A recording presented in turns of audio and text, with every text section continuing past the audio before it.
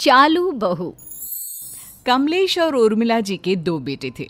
बड़े बेटे का नाम था अंशुल और छोटे बेटे का नाम प्रदीप। दोनों की शादी हो चुकी थी। अंशुल की पत्नी सीमा और प्रदीप की पत्नी काव्या थी। बड़े बेटे अंशुल की पत्नी सीमा सीधे सादी स्वभाव की, वहीं दूसरी तरफ प्रदीप की पत्नी बड़े ही चालू स्वभाव की। मम्मी जी, मैंने किचन का सारा काम कर दिया है, नाश्ता बन गया है। आपको जब भी खाना हो मुझे बता देना। ठीक है बहू, थोड़ी देर के बाद मैं तुम्हें बताती हूँ। तभी काव्या रसोई में पहुंचती है और वहां पर नाश्ता देखती है। अरे क्या बात है, जिठानी जी ने तो अच्छा खासा ब्रेकफास्ट बना कर रखा हुआ है। जल्दी से अपना टिफिन पैक कर लेती हूँ, ऑफिस जाकर मजे से खाऊंगी।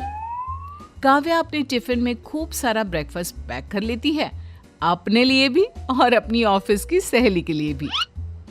अरे काव्या, चलो, तुम्हारा ऑफिस का टाइम हो गया है, मैं तुम्हें रास्ते में छोड़ दूंगा। हाँ, चलिए, मैं तैयार हूँ। थोड़ी देर के बाद, सीमा बहू, मेरे लिए नाश्ता ले आओ। अरे मैंने तो इतना सारा ब्रेकफास्ट बनाकर रखा था, कहाँ चला गया? अभी तक तो किसी ने खाया भी नहीं है। अरे क्या हुआ बहू, नाश्ता लाने में इतनी देर क्यों लग रही है? मम्मी जी, मैंने नाश्ता बनाया तो था, लेकिन पता नहीं कहाँ चला गया। किचन में तो कुछ भी नहीं है। ये कैसी बात कर रही हो तुम? नाश्ता कहाँ चला जाएगा? मुझे तो लगता है तुम मुझे पागल बना रही हो। तुम्हारा काम करने का मन नहीं है ना? नहीं मम्मी जी, ऐसी कोई बात नहीं है, मैंने सच में ब्रेकफास्ट बनाया था। शाम को काव्या ऑफिस से लौट कर आती है और वो डिनर बनाती है। खाना खाते वक्त उर्मिला जी अपनी नाराजगी दिखाती है। काव्या बहू, तुमने तो खाना पूरा बनाया है ना, कम तो नहीं पड़ जाएगा? मम्मी जी क्या बात है, आप ऐसा क्यों कह रही हैं? हाँ मम्मी, हमारे घर में तो नाश्ता खाना सब कुछ पूरा ही बनता है। आप आज ऐसे क्यों पूछ रही हैं? अरे बेटा, ये तो तू अपनी बीवी से ही पूछ। सुबह मेरे लिए नाश्ता ही नहीं बनाया। अरे भाभी, आपने ये क्या किया? मम्मी जी के लिए ब्रेकफास्ट क्यों नहीं बनाया? नहीं, ऐसी कोई बात नहीं है, ब्रेकफास्ट बनाया था मैंने, लेकिन पता नहीं कहाँ चला गया। अरे भाभी, घर में रखा हुआ नाश्ता कहाँ गायब हो जाएगा? आप भी कैसी बातें करती हैं? कोई बात नहीं मम्मी जी, मैंने खूब सारा खाना बनाया है, आप आराम से खाइए। हो सकता है भाभी का मन ना हो नाश्ता बनाने का, सीधे सीधे तो वो आपसे कह नहीं सकती, क्यों भाभी? सबकी बातें सुनकर सीमा चुपचाप रह जाती है। और फिर एक दिन, देखो बच्चों, अब हमारी उम्र हो चली है। हमारी जो भी जमा पूंजी है, मेरा मतलब है कि तुम्हारी माँ के गहने वगैरह, हम चाहते हैं कि वो अब हम तुम्हें दे दें। अब तुम लोग उनकी देखभाल करो और अपने पास रखो। लेकिन पापा, आप है ना सब संभाल कर रखने के लिए। अरे पापा जी ठीक ही तो कह रहे हैं, कल को भगवान न करे उनकी तबीयत ऊपर नीचे हो जाए, कुछ हो जाए। अब इस उम्र में किस चीज का क्या पता है ना? बहुत सही कह रही है। देखो बेटा, बाकी सारी चीजें तो मेरे पास 2 है, लेकिन ये जो बड़ा वाला हार है ना, ये बस एक ही है। कोई बात नहीं मम्मी जी, ये हार आप अपने पास रख लीजिए और बाकी की चीजें आप चाहे तो हम दोनों को दे सकती हैं। लेकिन मम्मी जी, आप इस उम्र में इसे कैसे संभालेंगी?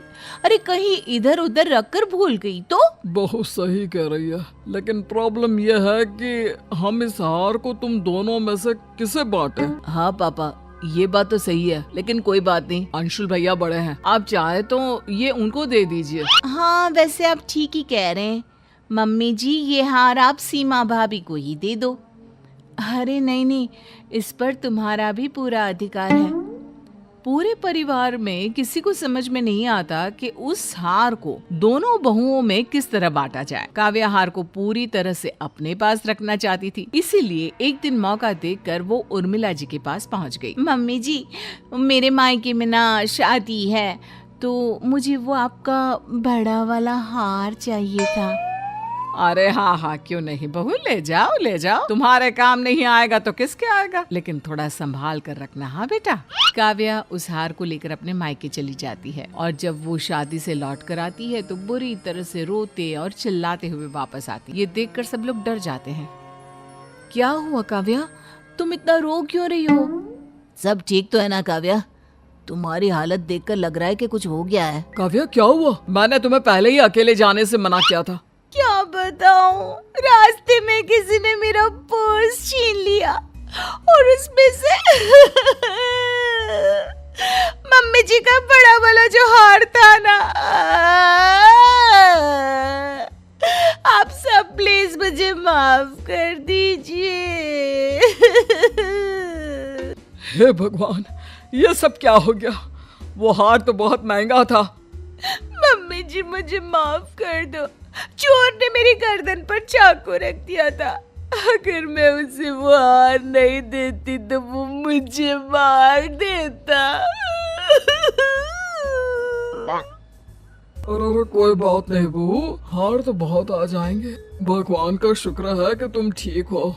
हाँ ठीक कहते हैं आप। अगर हमारी बहू को कुछ हो जाता तो। तुम हार की चिंता मत करो काव्या, हम दूसरा हार बनवा लेंगे। तुम अपना ख्याल रखो। कुछ दिनों के बाद एक दिन अचानक काव्या की मम्मी काव्या के ससुराल आ जाती है। उस वक्त काव्या अपने ऑफिस में थी। कैसी हैं समधन जी? बहुत दिन हो गए, सोचा आपसे मिलकर आती हूँ। अरे बहुत अच्छा किया। और बताइए सब ठीक है ना? हाँ जी सब ठीक है। ये काव्या ना एक पैकेट मुझे दे गई थी जब शादी में आई थी। पहले तो मुझे पता ही नहीं था इसमें क्या है, लेकिन जब खोलकर देखा तो कुछ कीमती सामान था, इसलिए सोचा सही समय पर उसे वापस दे देती हूँ। अच्छा, जरा दिखाइए क्या है इसमें।